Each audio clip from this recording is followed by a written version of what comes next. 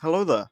This is the second part of my first video, and I do recommend that you watch that first. Not only to give me more views, but because I'm not going to spend as long explaining the challenge and the reason why I picked this game and this challenge in particular. This is a bloodless run. We've established that you can't beat all levels without gaining any blood, but what about using it? In my last video I showed that levels 1 to 3 are possible to do without using a single drop of blood. So what about the other three? Level 4 is the run that you've been watching in the background, and it is very, very long, and it's very, very annoying to do. There's a lot of jank and there's a lot of cheese, and it's very slow. But it is possible to do Bloodless, and that's 4 out of 6 levels. Level 4 was extra annoying for me. I'm not sure if it was a skill issue, which most likely it was, but this took me over an hour to route and complete. This run is at the end of an hour and 30-minute recording, so it took quite a lot of time to actually get this one. There's not much else for me to say, so I'm going to let the rest of the level 4 run go in the background.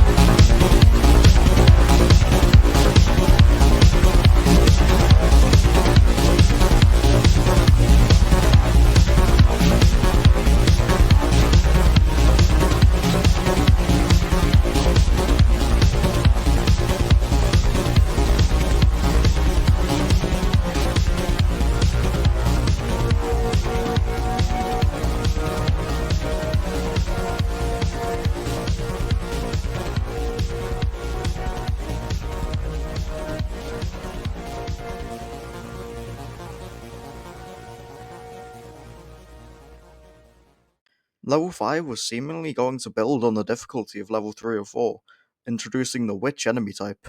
There's only one in this level, and normally they're quite easy to deal with, but the fact that they're floating and far away from any walls, it's really tough to deal with them. Their projectiles feel like they are always on you, and their reload time is just short enough so that whenever you think you're going to kill them, you don't. But then I thought back to the way that level 1 and 2 were defeated, and something I said in my first video. It's time to think outside the box, or more fittingly, outside the map.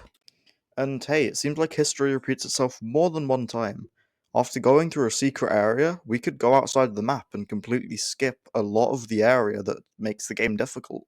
And well, it's a modified speedrun route, exactly like level 1 and 2 were. Maybe, with this luck, level 6 won't be as bad as it seems. And well, after only about 5 minutes of trying, I got this run, which I'm quite proud of. I'll have it going in the background while I blabber on about some random things so it's not completely boring. Making this video has been rough and very alien for me. I stream a lot. A lot of that is just off the cuff. Learning from a script and saying a bunch of things like this, editing it in, using editing software entirely. It's been very new for me, but it's been enjoyable. The style that I've been going for is, well, right now it's hot garbage, seeing as I have no clue what I'm doing, but I'm really happy with the way that things have been turning out recently. You may be wondering why there was no live reactions from my first episode, if you've watched that. It's because my OBS decided not to pick up my microphone at all. I had a lot of good reactions where I was incredibly relieved, especially for level 3 and 4, the two most difficult levels, and I just couldn't use any of it, which really upset me.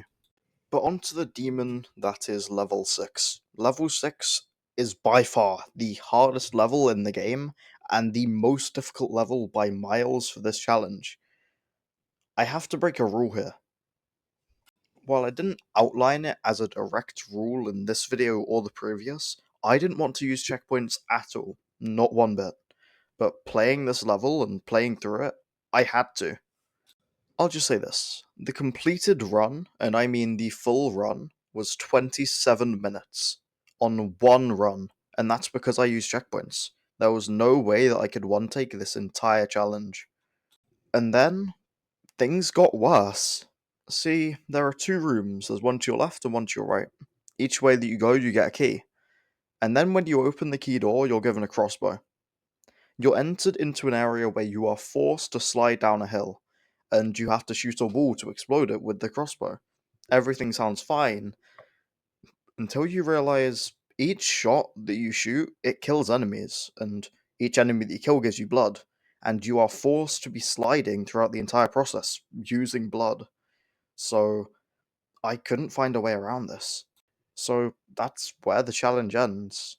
I can complete the level, and well, I managed to after using blood in that section, but yeah, there was no way for me to actually complete the game without using blood. It's a really upset. Wait, what's this?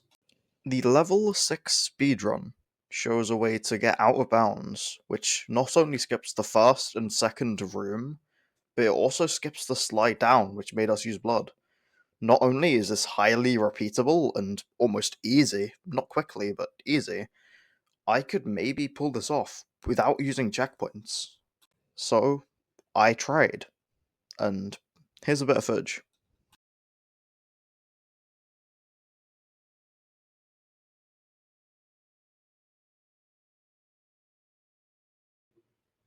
I'll explain along as it goes. I pop out of the entrance door, I kill a couple of enemies to make my route a bit clearer, and I go straight off to the right. In the right room, there's a spot to clip out of the bounds, which is honestly really easy to do. I mean, I need to get a little bit of extra height, so I go around the edge and sit on a janky little corner. But honestly, it wasn't as hard as I thought it would be.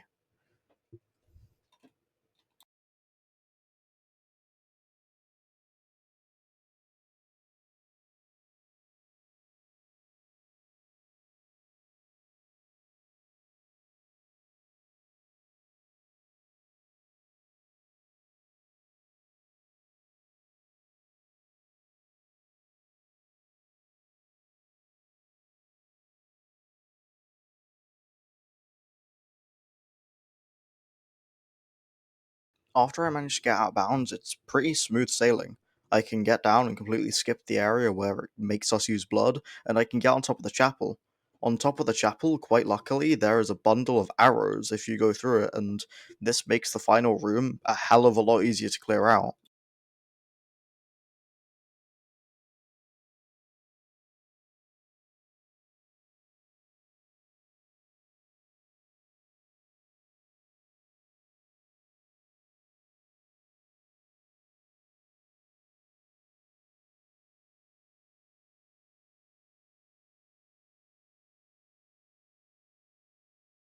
Although you lose your arrows when you die, and that seems really troubling, seeing as I want to use checkpoints for this level to make it bearable. But I managed to find a way to get back up to those arrows. I'll show you now. It's just a little bit of parkour using a super speed, and then I get the 100 arrows again, and this is infinitely repeatable until I eventually manage to clear out the level, which I'll show you now.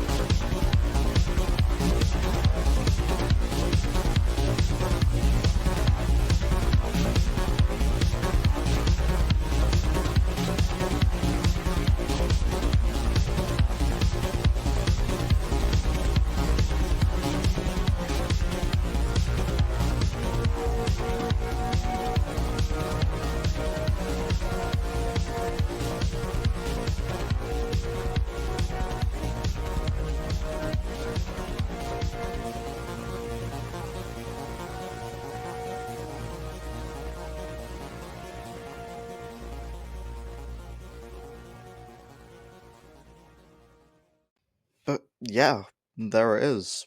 Blood Thief Bloodless. I'm done. feels weird to say that out loud. I mean, it's finished. It was a fun challenge. I know Blood Thief's a short game. I'll probably try to do this for the next levels whenever Blood gets around to adding them, but it's been really fun. I still got the sandbox to do, which, as I said in my first video, I will complete probably in a separate video. More of a funny moment thing, more than an actual challenge run, but this has been really fun. Learning how to edit, learning how to play Blood Thief in a strange way, playing Blood Thief, it's been a blast. I mean, thank you for watching.